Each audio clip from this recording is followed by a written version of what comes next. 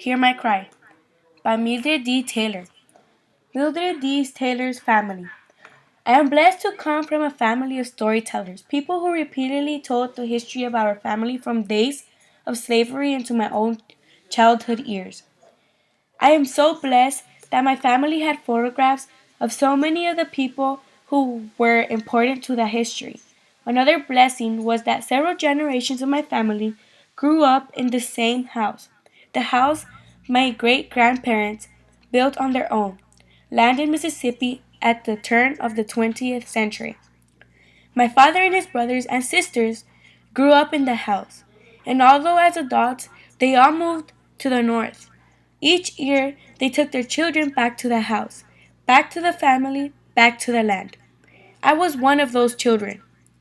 As a child, I was awed by the giant framed photographs that lined the walls of my great grandparents' house and was enthralled as family members talked about all the people in those photographs and told stories about them and themselves.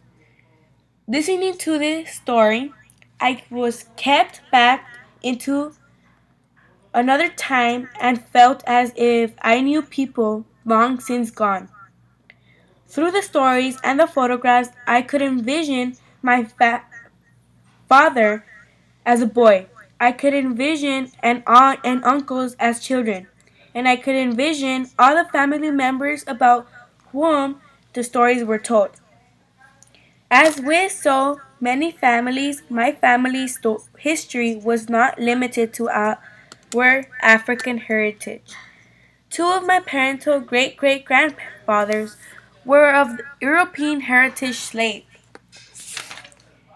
owners in the deep south. Native Americans were also a part of our heritage in both my parental grandmother's and grandfather's families.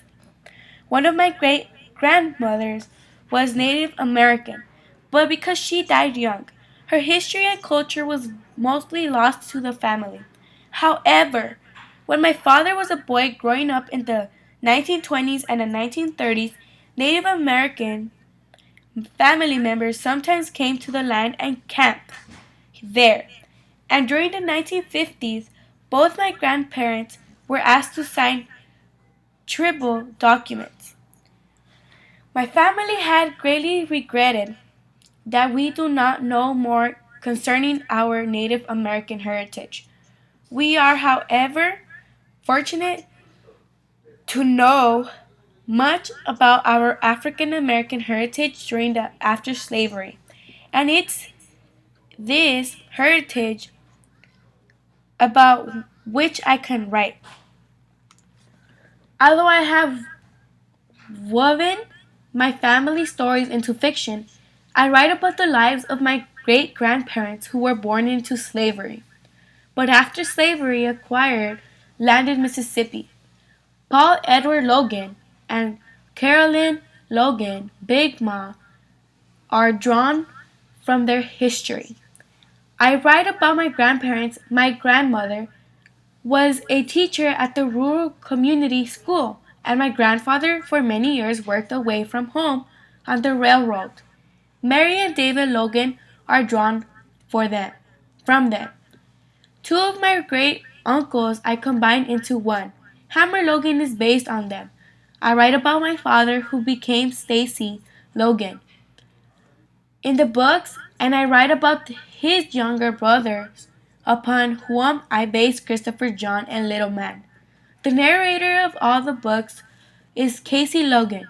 Casey is a combination of my beautiful aunt, my sister, myself, and of course my imagination. sorry, my imagination. In the Gold Cadillac, the names of the characters are different from those in the Logan books, but the family is the same. Wilbert, my father, Dee, my mother, Wilma, my sister, and I am the narrator, Lois. Also featured in the Gold Cadillac in the Toledo, Ohio house bought my parents during World War II and in which aunts and uncles and many cousins lived. along with my parents, my sister, and me, for several years after our family migration to Toledo. The house is also featured in Logan, the concluding book of the Logan saga. I now invite you to meet the Logan family, who is based on my family, and I hope that you will remember them vividly and with affection as I do. With all best wishes, Mildred D. Taylor, 2016.